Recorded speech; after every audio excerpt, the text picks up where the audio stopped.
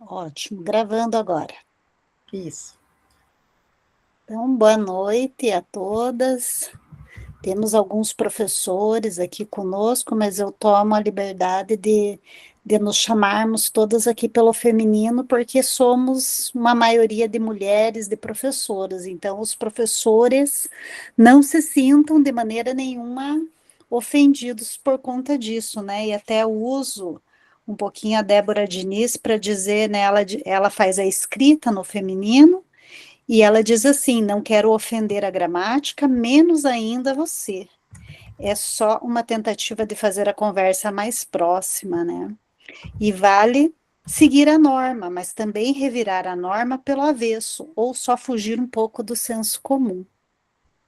Então, assim, iniciamos a nossa conversa. Eu acho que é uma conversa, né? Eu e Camila já estamos há muitos dias conversando, hoje logo pela manhã também, para pensar um pouquinho nesse nosso encontro.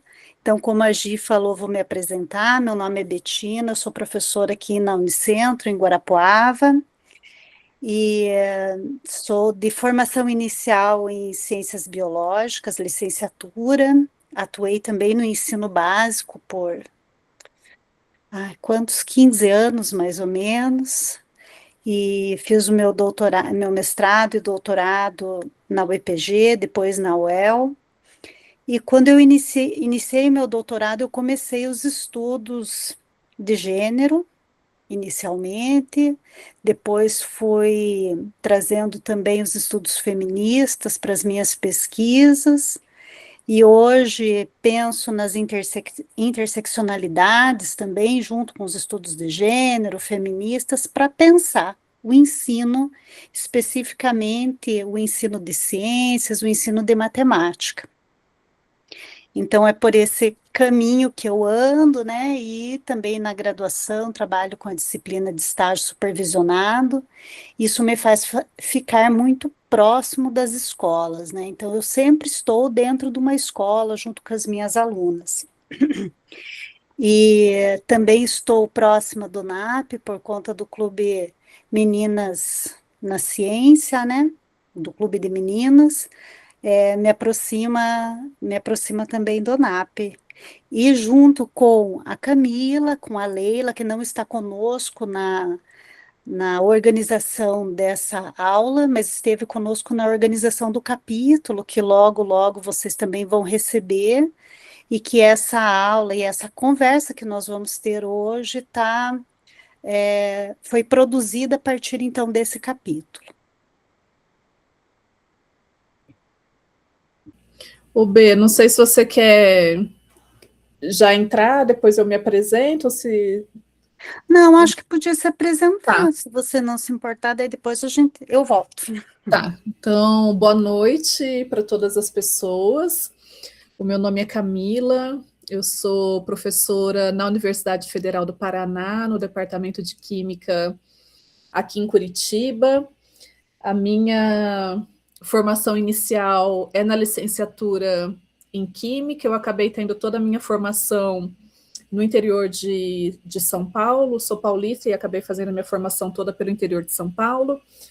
Fiz o meu mestrado e doutorado na área de educação para a ciência, e desde esse meu início de percurso formativo e acadêmico, por ser mulher nesse espaço, né, onde nós ainda somos minoria, estamos subrepresentadas, essa foi uma questão que sempre me gerou bastante incômodo, né, um certo questionamento, uma necessidade de tensionar, porque que estávamos ali em tão poucas ocupando esse espaço, e acabei fazendo algumas escolhas por trabalhar com essa temática numa perspectiva e num viés da divulgação científica. Então, questionando essa ausência das mulheres nesse espaço do fazer científico e sentindo a necessidade de divulgar a trajetória profissional, pessoal, de vida de mulheres cientistas, com o objetivo de incentivar que mais meninas e mulheres pudessem estar nesse espaço que nós ocupamos ainda dessa forma, né, em termos de subrepresentação, mas também de uma forma que é ainda bastante opressora e bastante violenta, né, em relação a nós mulheres. Então, tenho feito esse trabalho numa perspectiva da divulgação científica, pautada também nas leituras, nos estudos de gênero, nos estudos feministas, com esse objetivo, por meio da educação científica, de estimular, de encorajar e de empoderar meninas e mulheres para estarem aqui conosco, produzindo ciência de uma forma cada vez mais diversa, cada vez mais acolhedora e procurando promover justiça social. Então, essa tem sido a minha luta nos últimos tempos. E estou muito feliz de estar aqui, especialmente com a Gi, com a Betina, que é parceira aqui nessa aula, nessa escrita, e de estar aqui junto a muitas professoras e também a professores. Espero que a gente possa dialogar e refletir bastante nessa nossa noite de hoje. B. Então, vamos lá. A gente pensou, junto com a Camila, de falar um pouquinho, acho, sobre o capítulo que a gente construiu e também sobre a aula que vocês já leram, tiveram acesso. Acho que já terminaram, é isso, Gi? Nossa aula já finalizou. Falar um pouquinho sobre esse material. Aí a Camila volta a trazer algumas outras informações. A gente pensou em 30 minutos para isso, né? Já contando o que a gente já falou, então a gente tem mais uns 20 minutinhos, para que depois a gente também possa dialogar e que vocês nos tragam as experiências de escola, de vivência, dúvidas, enfim, né? O que também esse material, é, quais as reflexões que esse material trouxe para vocês, né? Se são novidades, não são, enfim, né? E quando a gente começou a construir primeiro o capítulo, né? A gente pensava muito nas meninas e mulheres como profissionais na ciência, mas também que essas meninas e mulheres possam usar, né, a ciência enquanto uma ferramenta para a liberdade. Então, a ciência não é somente para que as meninas sejam futuras engenheiras, matemáticas, enfim, químicas, físicas, mas também que elas usem no cotidiano delas essa ciência de uma maneira que as liberte, que elas possam viver melhor nesse mundo que é científico, que é tecnológico, né?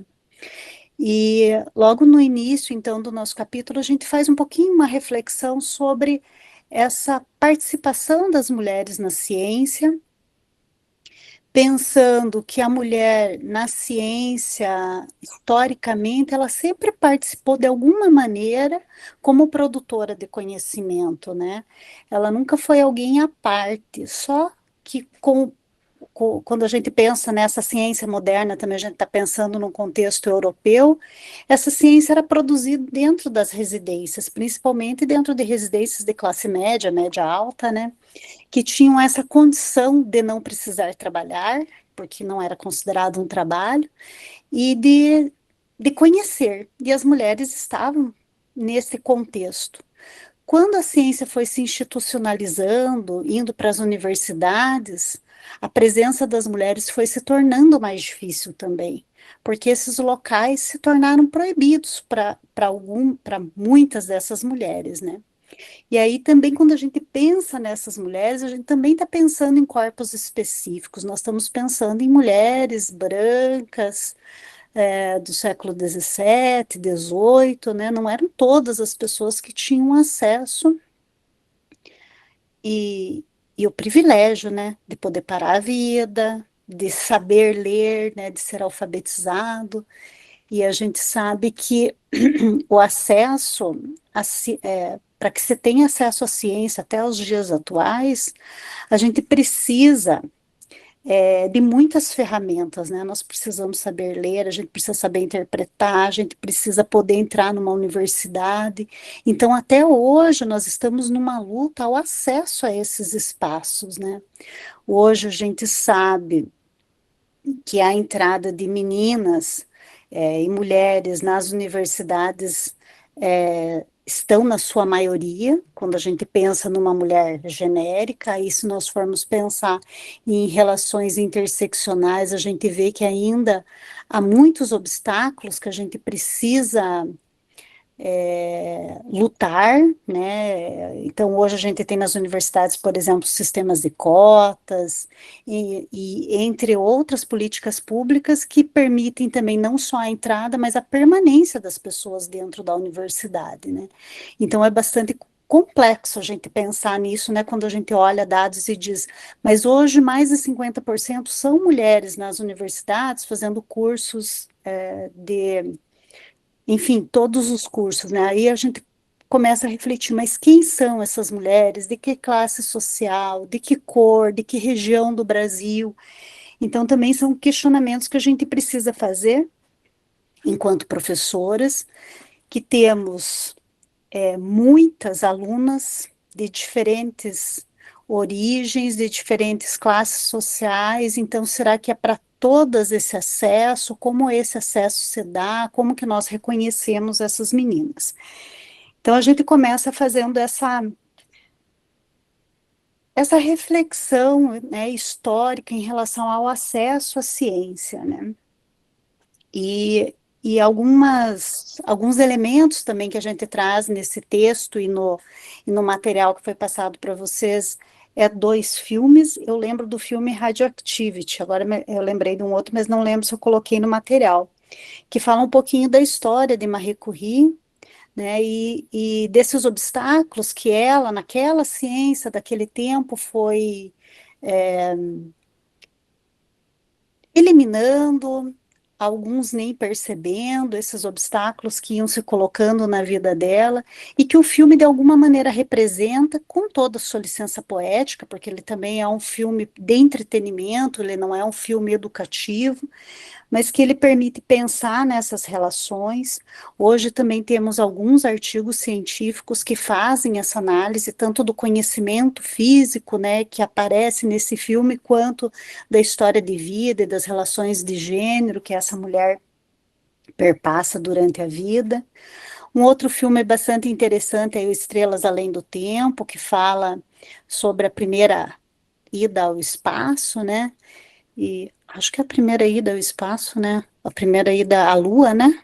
Foi naquele primeiro momento e que fala da vida de matemáticas, de físicas e do trabalho delas na NASA, e que também a gente percebe as relações de gênero, mas as relações raciais muito presentes nesse filme, e que também existem inúmeros artigos que fazem discussões e que trazem esse filme como um elemento pedagógico para a sala de aula, né?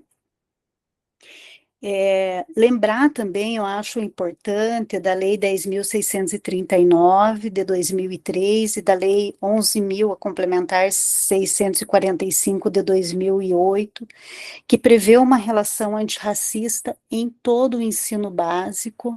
Então, quando falamos de ciência, quando falamos de mulheres na ciência, nós também temos que pensar que nós estamos falando das questões raciais, né? Elas não podem andar de maneira separada. E aí a gente traz também alguns dados interessantes em relação ao Brasil, principalmente em relação à Bolsa Produtividade, que é o lugar de maior prestígio hoje para um pesquisador no Brasil, e a gente ainda, né, a gente tem, em 2025, a gente tem 35% somente de mulheres nesse espaço recebendo Bolsa Produtividade. E quando a gente pensa na cor dessas pessoas, 70% são brancas. Então, tem muitas pessoas que, né, não estão ocupando esse espaço.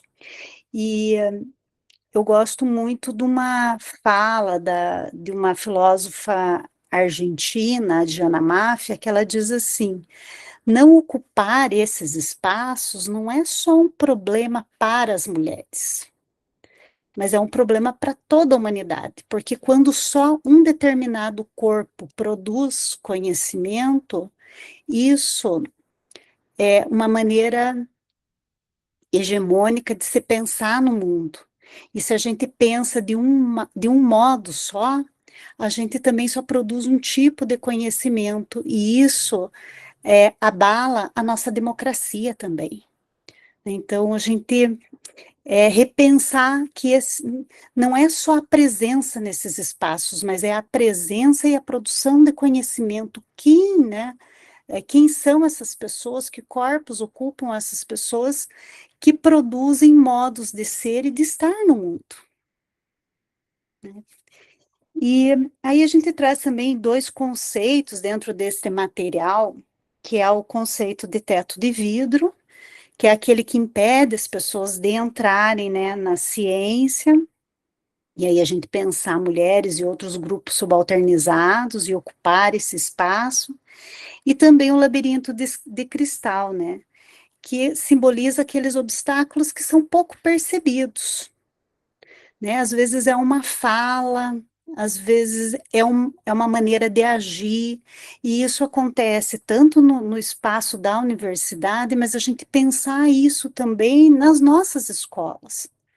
Né? Como que esse labirinto de cristal ele vai se formando ao longo da vida dos indivíduos que fazem com que eles se reconheçam parte da ciência, capazes de produzir e usar a ciência no seu cotidiano, mas também de se afastar desse lugar, desse espaço, né?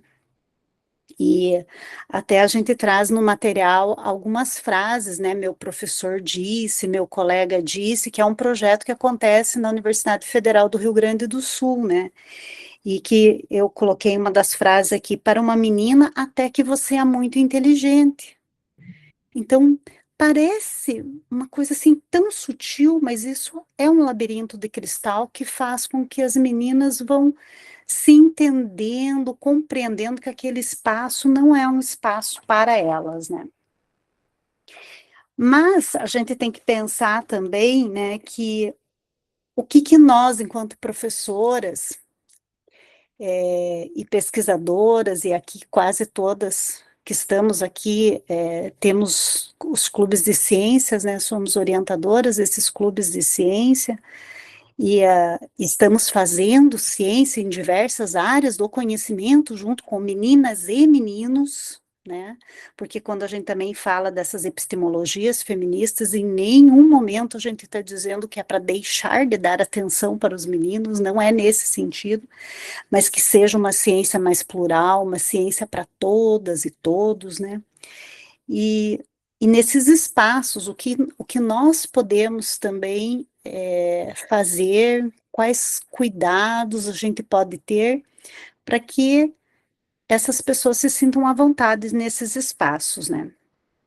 E a gente traz alguns elementos, então, nesse material, que é conhecer, por exemplo, a história de vida e pesquisas de pesquisadoras próximas a nós, porque muitas vezes os nossos alunos e alunas não conhecem pessoas de carne e osso, vivas, né, que produzem ciência.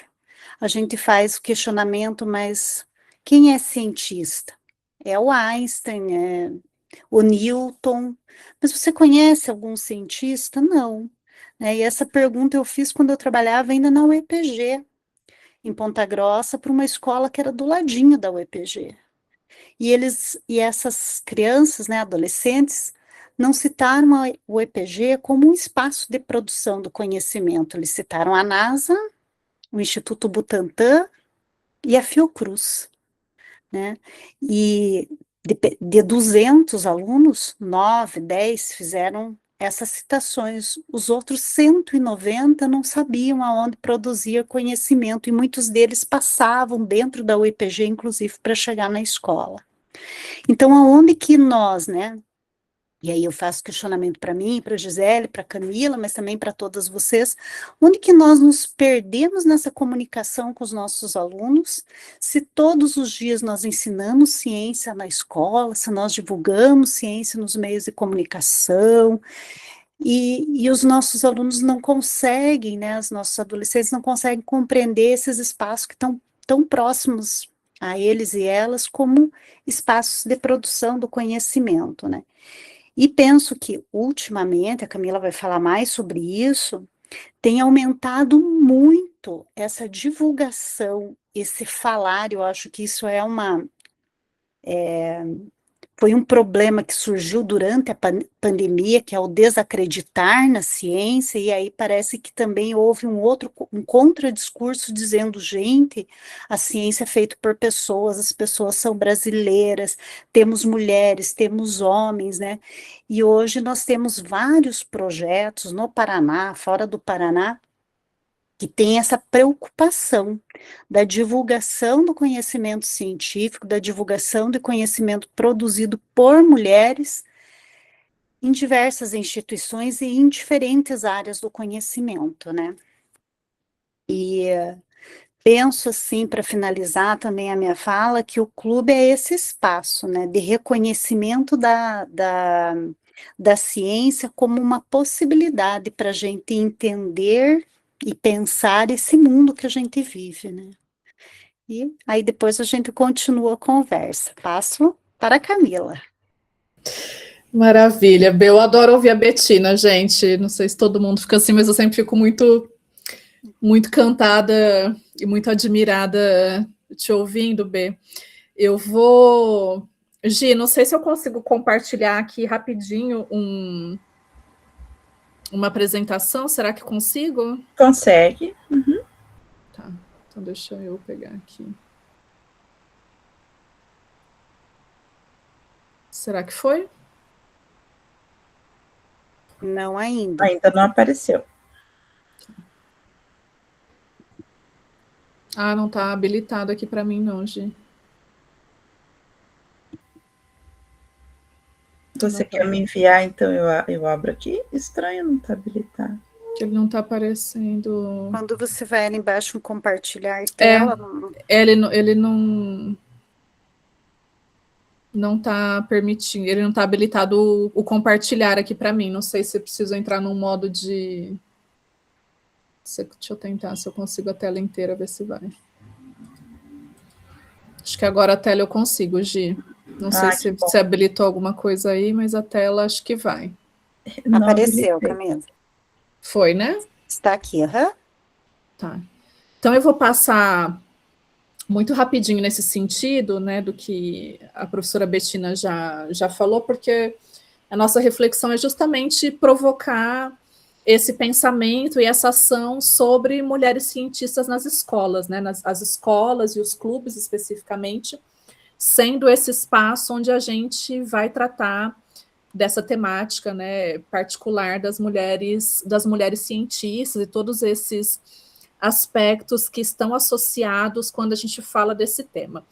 A professora Betina coloca ali para a gente essa questão de que a gente está avançando em relação aos números, né, especialmente quando a gente olha de maneira geral aqui para o Paraná, ou quando a gente vai pensar até no nosso país, que de certa maneira a gente já avançou em termos quantitativos, no sentido de mulheres estão ingressando na universidade, estão produzindo ciência, só que quando a gente vai olhar, né, para quem está atuando profissionalmente nesse campo, a gente vai se deparando ainda com algumas condições de subrepresentação, e quando a gente olha para algumas áreas, mais especificamente, nem a questão quantitativa a gente conseguiu, de certa maneira, equacionar e resolver, né? Então, se a gente vai analisar os dados, por exemplo, de algumas áreas das ciências exatas, das engenharias, quando a gente vai também até para algumas áreas das humanidades, mais especificamente, alguns campos das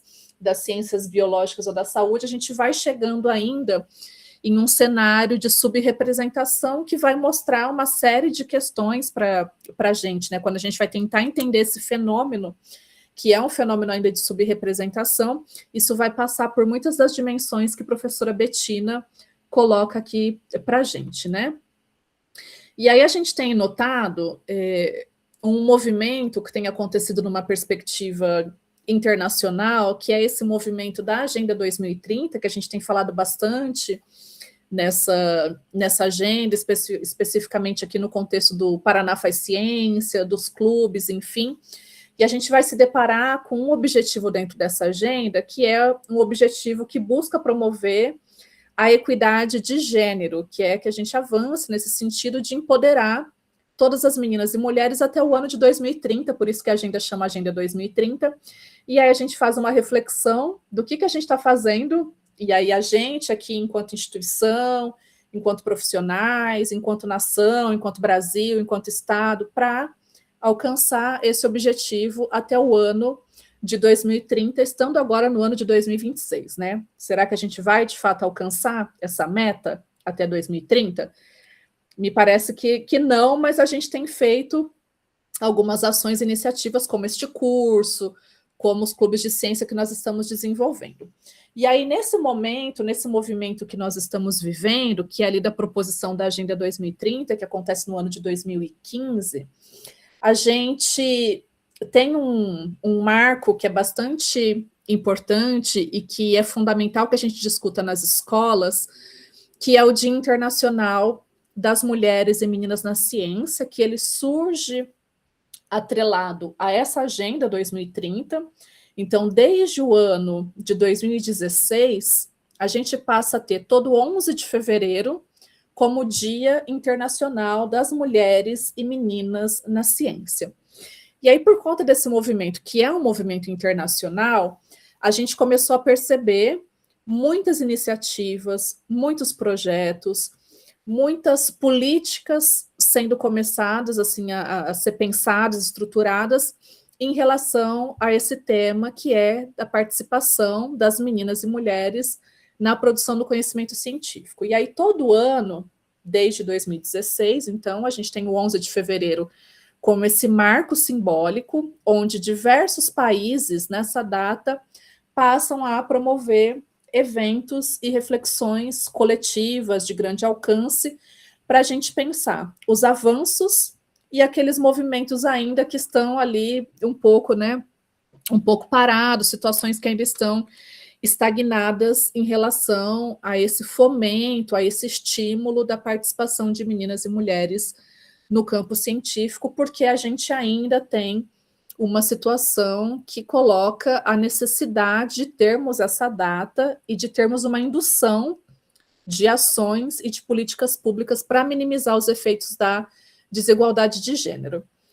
Nesse contexto todo internacional, para pensar essa pauta das meninas e mulheres na ciência, a gente tem também um relatório que, quando a gente discute, principalmente com educadoras e educadores, a gente traz esse relatório como um documento que ele é bastante importante de ser debatido, de provocar reflexões coletivas no contexto dos espaços educativos, porque ele é um relatório que traz dados sobre a educação de meninas e mulheres em diversos países, um estudo que foi feito ao longo de 25 anos. Então, durante 25 anos foram produzidos dados sobre o processo de educação formal de meninas e mulheres em diversos países, e nós tivemos, então, esses dados compilados, sistematizados e divulgados nesse relatório, que é um documento público e que vale muito a pena a gente se debruçar sobre ele. Então, ele foi produzido ali no ano de 2020, e esses dados são ainda dados bastante recentes e bastante alarmantes, né? Então, esse relatório vai trazer dados como, por exemplo, esse aqui que vai dizer que, apesar da gente ter um avanço no processo de educação das meninas e dos meninos, a gente está falando de uma era, de um momento social onde as questões tecnológicas, os recursos digitais, eles são muito presentes. E a gente está percebendo que as meninas e as mulheres ainda são excluídas desse processo de alfabetização digital. Então, apesar da gente avançar nesse processo de educação de meninas, a gente ainda tem as meninas e mulheres sendo aquelas que são mais afetadas pelo processo de exclusão digital e de alfabetização digital, que é uma reflexão que a gente faz aqui no campo da ciência, da tecnologia, da inovação tecnológica, né? É uma temática que a gente debate bastante nos nossos clubes de ciências. As meninas ainda enfrentam as piores formas de exclusão. Nós temos ainda, não é o caso aqui do nosso país, mas a gente tem países onde as meninas ainda são aquelas pessoas que serão excluídas do processo de educação formal. Então, a gente tem em relação à educação dos meninos, as meninas ainda são afetadas pela exclusão educacional. O gênero vai ser algo que vai interferir nesse processo de exclusão, né, pela educação, em relação principalmente ao acesso das jovens no processo formal de educação. A gente tem países onde as meninas elas têm os seus estudos interrompidos, ou então elas não têm condição de acesso e de permanência, e é fundamental a gente discutir isso no contexto da escola, porque às vezes a gente acha que a situação da educação de meninas e mulheres ela está resolvida nesse momento contemporâneo, mas isso não está resolvido. Há países ainda onde as meninas e mulheres elas são proibidas de continuar os seus estudos e de acessar o processo formal de educação, e é fundamental que a gente fale sobre isso no contexto escolar. Nós temos algumas áreas do conhecimento ainda de predomínio masculino. Quando eu estava falando aqui de subrepresentação, a gente percebe isso no contexto brasileiro, se a gente pegar no contexto paranaense, se a gente for pegar a própria universidade que eu trabalho hoje, eu estou lotada num setor que é o setor de ciências exatas, onde nós mulheres ainda somos minoria. Né? Nós temos as áreas de conhecimento onde nós atuamos profissionalmente, nós somos minoria enquanto pesquisadoras, corpo docente, e em muitos cursos do setor onde eu atuo profissionalmente, as alunas, em alguns casos, também são minoria, tanto na graduação quanto na pós-graduação. Então, nós temos ainda áreas do conhecimento onde nós somos minoria. E aí, para além dessa questão quantitativa, nós temos ainda a questão de como é que a gente vive e sobrevive ocupando esse espaço, que é um espaço bastante violento e bastante opressor em relação à nossa presença nesse local, né? Isso vai passar por algumas questões de estereótipos de gênero, que eu acho que cabe uma reflexão aqui. Esse relatório vai apontar o papel, principalmente, de coordenadoras pedagógicas, coordenadores pedagógicos, pessoas que fazem aconselhamento escolar, aquelas pessoas que vão dar algum direcionamento, principalmente para jovens, né, quando estão ali na fase de escolher carreiras profissionais. O relatório vai dizer que a gente ainda indica carreiras a partir de estereótipos de gênero. Mesmo que a gente tenha percepções de que as meninas podem ter um melhor desempenho acadêmico em determinadas áreas do conhecimento, quando a gente vai dar um aconselhamento em relação à escolha profissional, a gente vai levar em consideração, consciente ou inconscientemente, os estereótipos de gênero. Então, é fundamental que a gente aqui fale abertamente sobre isso, para que a gente evite ainda reproduzir esses direcionamentos de escolhas de carreira a partir de estereótipos de gênero que estarão baseados em papéis sociais de gênero que vão moldando a nossa sociedade. Ainda enfrentamos uma situação de produção de material didático, de livro didático, onde estereótipos de gênero são fortalecidos e onde referências a mulheres e meninas ainda são limitadas. Então, nós temos ainda materiais didáticos onde essas questões elas são muito graves e a gente também precisa tomar esse cuidado em relação aos materiais didáticos que a gente escolhe e como é que as mulheres e as meninas estão representadas ou se não estão representadas nesses materiais. Esse relatório vai denunciar isso também. Vai dizer também sobre a questão da contratação e de promoção na própria carreira docente, que é algo também que a gente vai, muitas vezes, não questionando ou não percebendo, a gente vai naturalizando algumas questões, né, que é o fato de nós termos mais mulheres em determinadas fases, em determinados níveis escolares, atuando profissionalmente, menos mulheres atuando em outros níveis de ensino, né, e o quanto as mulheres elas vão desaparecendo conforme a gente vai aumentando esses níveis de escolaridade no campo de atuação profissional. Então, a gente vai perceber uma maior quantidade de mulheres na educação infantil, que vai ser reduzida depois nos anos iniciais do fundamental, que reduz mais ainda nos anos finais, que reduz mais ainda no ensino médio, que vai reduzindo mais ainda no ensino superior na graduação e vai reduzindo mais ainda no ensino na pós-graduação. Então, a gente precisa questionar também esse sistema e como é que essa questão de de promoção, contratação na carreira, ela é influenciada pelas questões de gênero, e o relatório também vai denunciar essas questões todas, e isso vai revelar para a gente justamente o que nós estamos fazendo aqui, que é a necessidade de promover uma educação científica que promova essa equidade de gênero, que promova essa inclusão social, essa diversidade, essa justiça social. E quando a gente fala particularmente de promover uma inclusão social e justiça social a partir das mulheres e das meninas, a gente está falando disso, né? De valorizar o trabalho das cientistas em sala de aula, e isso vai exigir que a gente conheça mulheres cientistas e o trabalho que elas desenvolvem, vai fazer com que a gente também dê voz às meninas e mulheres, e aí eu costumo dizer que não é no sentido de que nós, mulheres, não temos voz, mas é de que nossa voz e a voz das meninas seja de fato uma voz ouvida, uma voz escutada, né, uma voz que tenha valor. Isso passa pelas questões de empoderar as meninas e mulheres, no sentido que a gente possa apoiar os projetos, os sonhos, os interesses que essas meninas e mulheres tenham, né, estimulando, especialmente nesse caso, a seguirem a carreira científica ou a terem esse interesse, manterem esse interesse pelo tema da ciência, né? E esse tema da ciência ser algo que vai promover essa liberdade, como a professora Betina colocou, né? Como um instrumento e algo que vai promover o modo de vida dessas meninas e mulheres de uma maneira muito mais livre para poder fazer as suas escolhas, né?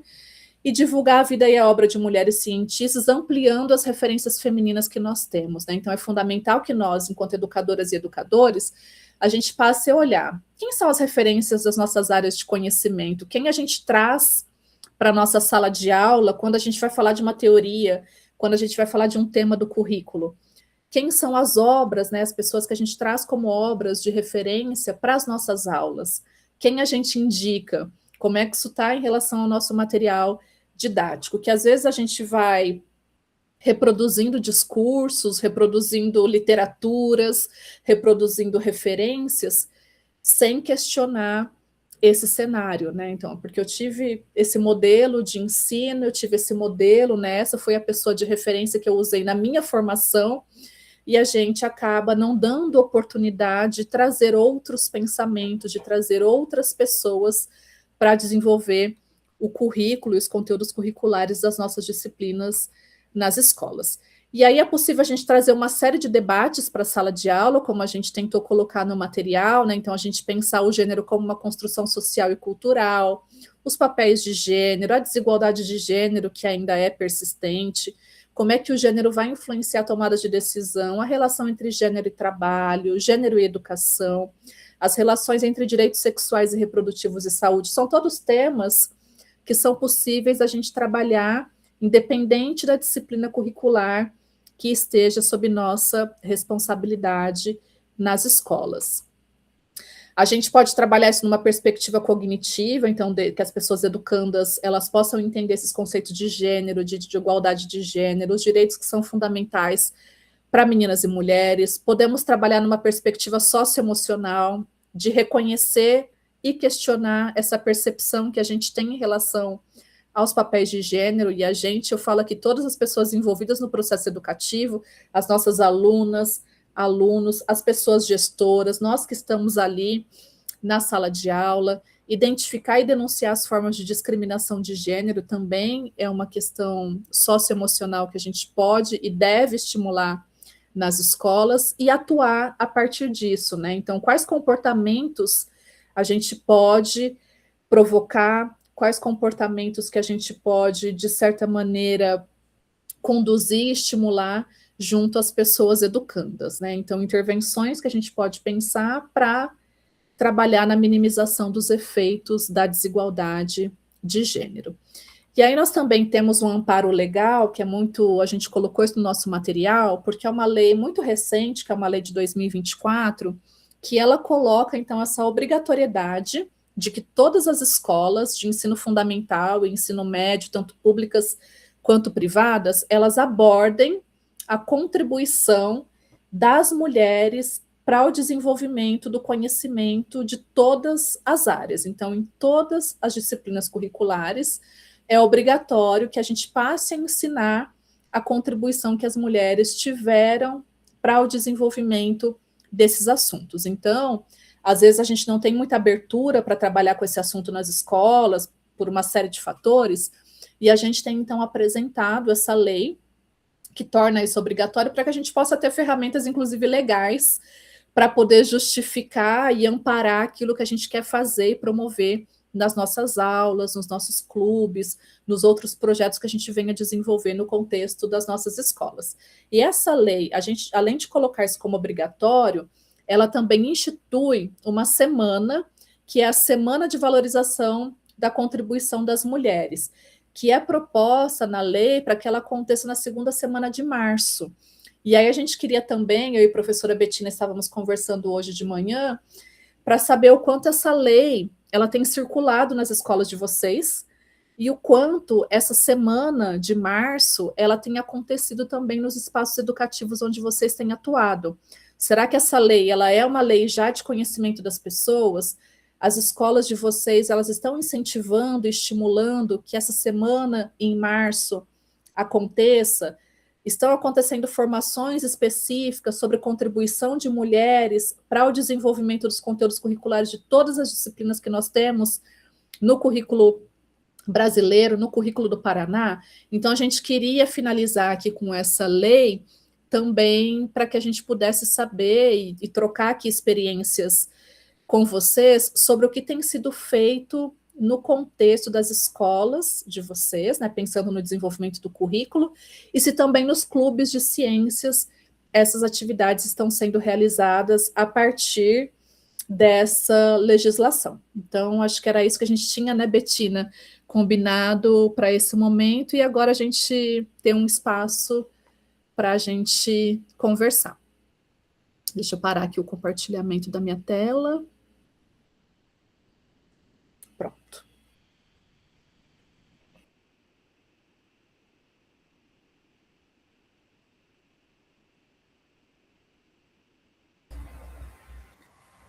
Ó, a Maikele, a Maria Tereza, a Eliane, a Daniele estão dizendo que não conhecem a lei, que nenhuma conhece a lei.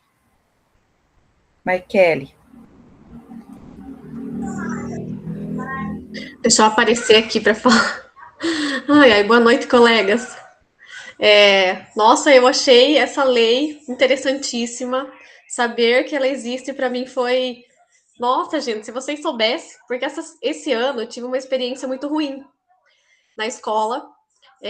Eu trabalhei no clube na semana do Dia das Mulheres, né? A gente fez um painel, que foi uma parede inteira da escola, só com mulheres da ciência. A gente pegou as mais antigas, óbvio, e também pegamos as que estão na atualidade, né? Assuntos atuais, como é o caso da Tatiana Sampaio. E foi de escolha dos alunos, ok? E aí colocaram, inclusive, as mulheres atuando na política. E colocaram a Dilma. Eu deixei aberto para eles, porque não era uma questão de política partidária, enfim, de nada disso, mas de representatividade. Só que eu recebi uma ouvidoria sobre isso. E o Estado não atua a favor da gente, né? Quanto mulher. Quanto professor, imagine quanto mulher, né? Então, eu tive que retirar as imagens, né? E refazer a minha fala, porque, segundo o Estado, eu estava fazendo política partidária na escola, né? Então, eu me senti já boicotada. Seria a palavra mais...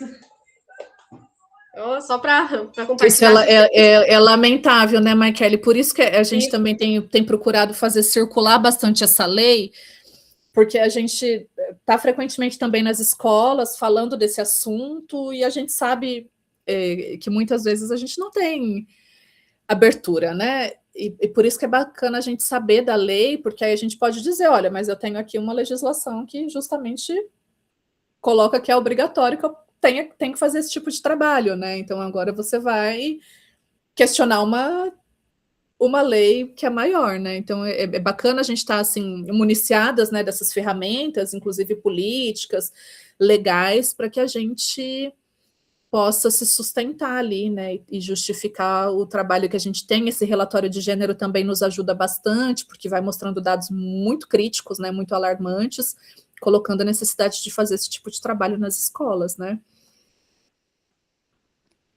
E aí a gente pensa, né, Maikele, que historicamente a gente foi contando a história dos homens, e também homens específicos, né, brancos, europeus, e nunca ninguém se importou dessas histórias. A gente nunca viveu uma situação como que você viveu por contar a história desses homens. Agora, quando nós nos atrevemos a contar a história das diferentes mulheres importantes do nosso país ou de outros, né, que produziram conhecimento, que são representativas, a gente parece que não está fazendo o que deve, né, o que não deveria de estar fazendo. Então, acho, como a Camila falou, são leis que a gente precisa ter junto conosco, e além disso, ter uma linguagem que esteja presente no nosso cotidiano para que a gente combata, né, esse tipo de violência, porque o que aconteceu com você é uma violência também, né?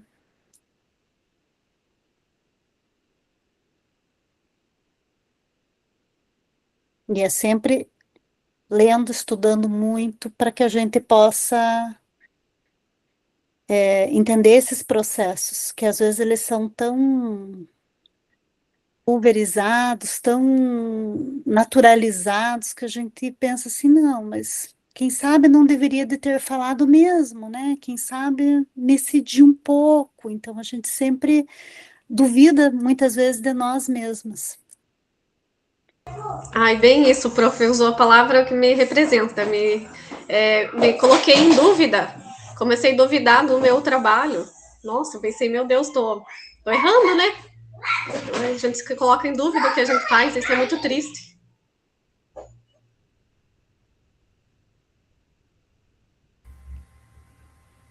Quem mais quer falar?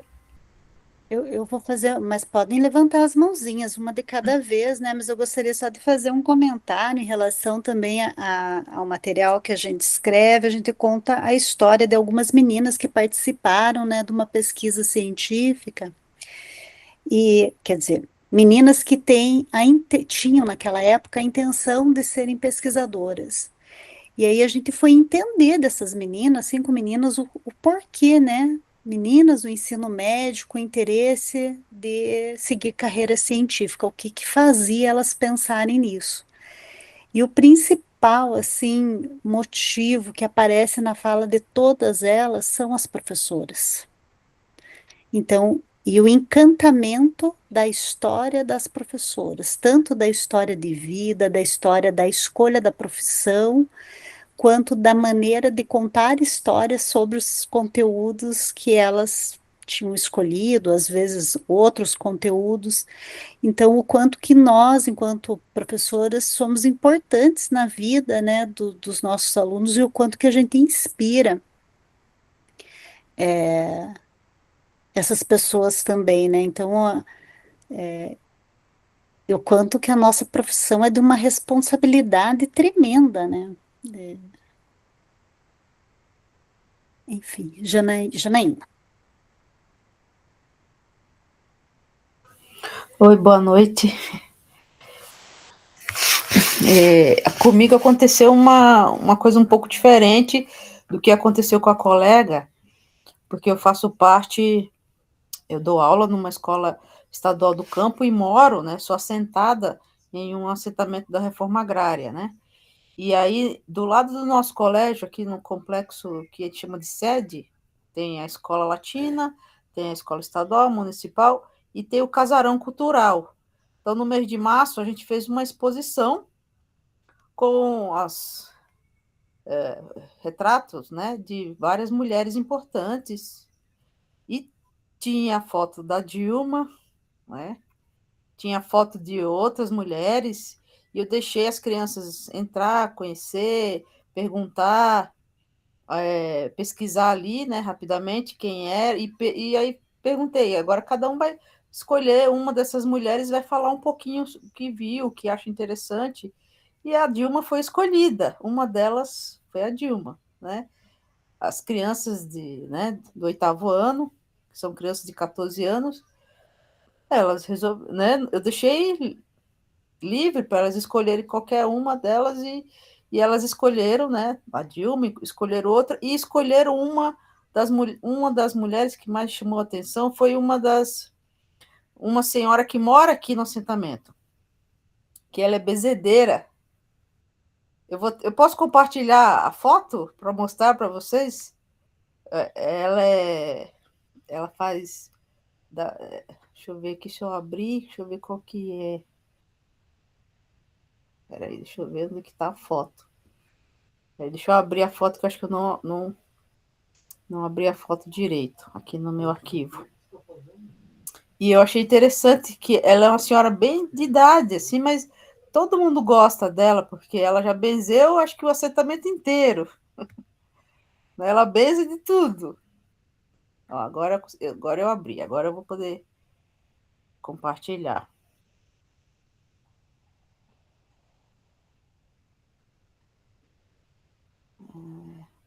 Essa aqui.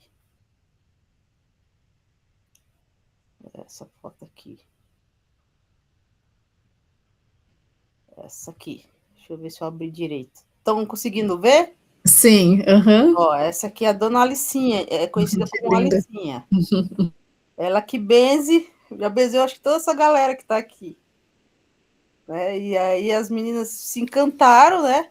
Todos eles acharam assim, muito importante ela ter sido colocada nesse hall, né? Nessa sala, que foi entre todas aquelas mulheres importantes, né? Tá a Tatiana, tá a Marie Curie, tá a Dilma, tinha várias mulheres ali, né? A foto de várias mulheres. E aí colocaram a foto da Dona Alicinha, que é essa aqui. Muito lindo. E a turma que fez a arte e foi para a exposição? Pois na verdade, assim, deixa eu parar aqui, né, a gente, faz tanta coisa, eu não consegui falar bem certinho com as meninas que montaram a exposição, então eu vou ficar te devendo essas informações, mas ficou um bom tempo lá, o mês inteiro do mês de... E, na verdade, tem sempre alguma exposição lá no casarão, né, aqui no casarão do assentamento. Mas, assim, eu dou aula, você vê, eu dou aula aqui no assentamento, eu sou professora do estado, né? Então dou aula aqui, dou aula na cidade e dou aula numa escola particular. A gente vê as diferenças, né? A gente fica, meu Deus, como os pais são importantes na vida dessas crianças e os professores também, porque, de certa forma, a gente ajuda eles a achar as ideias da cabecinha deles, né? Mas, assim, eu fico meio que de mãos atadas lá nessa escola particular. Aqui eu fico mais à vontade. Né? Como se, né? Meu povo é aqui, né? Meu povo é aqui. Mas eu sou professora, eu tenho que, né? Tenho que ser imparcial, tenho que dar aula e ouvir certas críticas em relação, né? Essas mulheres, igual a gente viu, né? A Dilma e outros, mas, assim, eu lamento a professora ter passado por essa situação, né? Aqui realmente eu fico muito à vontade de expor minhas ideias, de conversar, e eles falam coisas também, assim, eles criticam, né? Eu acho legal e dar essa abertura para eles, né? E as meninas aqui, são 5 meninas, né? Que a gente trabalha no clube de ciências aqui, né? Que é da UTFPR junto com o CNPq, né? E aí a gente vê as nossas discussões, cada vez mais elas melhorando, elas tendo cada vez mais esse sentimento e esses pensamentos críticos, e elas são bem observadoras.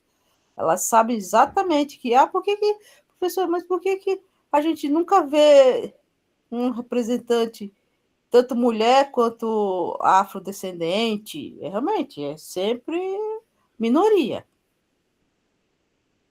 É um hobby maker, professora? Eu ia perguntar. Na verdade, não é o MEI, que é clube. Na verdade, é assim: ano passado, a gente iniciou, né, esse clube. é o MIT, né? A gente chama de MIT, que é Mulheres É de meninas. e Meninas na Ciência, né? Quem que é a professora da universidade? É a professora Marília. A professora Marília, da Ah, é de UTFPR. meninas. É um clube de meninas. Isso. Aí agora a sede, né, fez o clube de meninas. No caso é aqui o clube de ciências de meninas, né? Mas assim, eu tô perdida. É tanta coisa, tanta informação, tanta coisa, né? E fazendo faculdade e trabalhando igual uma louca. Não sei como é que eu tô sobrevivendo.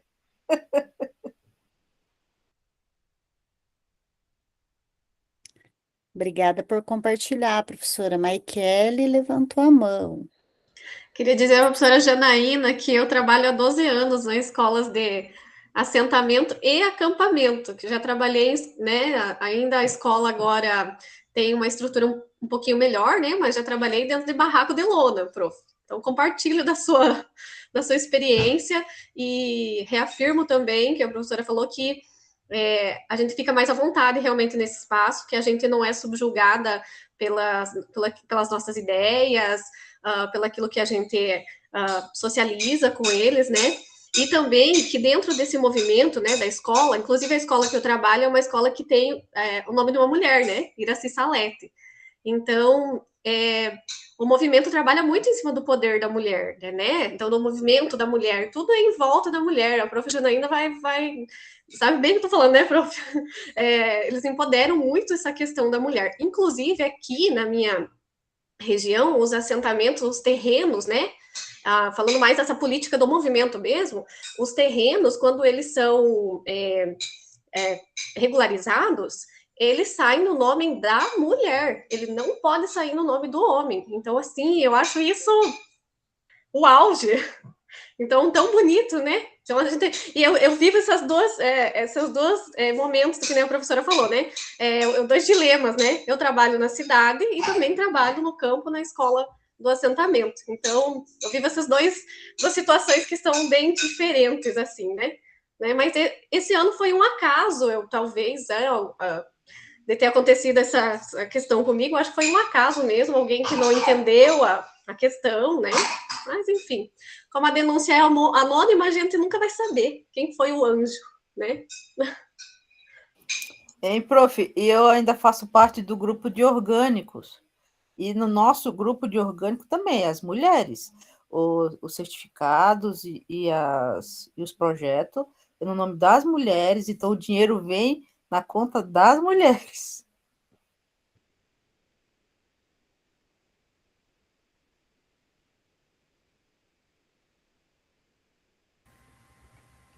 Quem mais, gente? Daniele recomendou que é o matriarcado. Isso mesmo.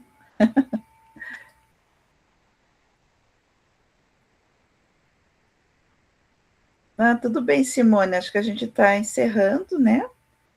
Se as professoras querem dar uma palavra final. E aí a gente pode encerrar. Eu queria agradecer a presença de todos. Acredito que a maioria aqui passou um dia todo na escola, né? E agora, 7h30 da noite, iniciar uma conversa de casa já. A maioria aqui estou vendo que está em casa. Então, agradecer por estarem aqui, nos ouvirem, né? Fazerem a nossa aula. E queria também agradecer muito a parceria com a Camila, que é uma pessoa que eu admiro muito, uma pessoa que eu uso muito nas minhas citações, nas minhas aulas, né? E que movimenta esse pensar mulheres na ciência no nosso país. Então é um prazer estar com você aqui, Camila. O mesmo com a Gisele, minha parceira, amada, que amo tanto, né? A gente faz muitas parcerias ao longo da nossa carreira com mulheres que a gente admira para a vida, né? E acredito que vocês também na escola, com as outras professoras, com alunas de vocês, né? Então eu queria publicamente falar da minha admiração por essas duas mulheres que estão aqui comigo hoje. Admiro muitas outras também, né? mas essas duas aqui moram no meu coração por vários motivos, né? Profissionais, pessoais. E finalizo emocionada a noite com vocês também.